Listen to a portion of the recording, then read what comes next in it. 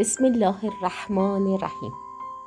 بزرگواران، یکی دیگر از خواص پر ارتعاش سوره مزمل رو با هم گوش کنیم و ببینیم. فضیلت و خواص سوره مزمل از گفته پیامبر اکرم صلی الله علیه و آله و سلم.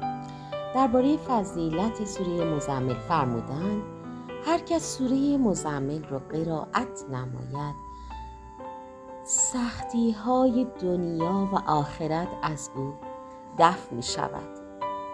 پس دوستان عزیز، از فضیلت بیشمار سوره مزمل غافل نشیم که یکیش سختی های دنیا و آخرت از ما دور میشه. بنده رو هم از دعای خیرتون فراموش نکنید.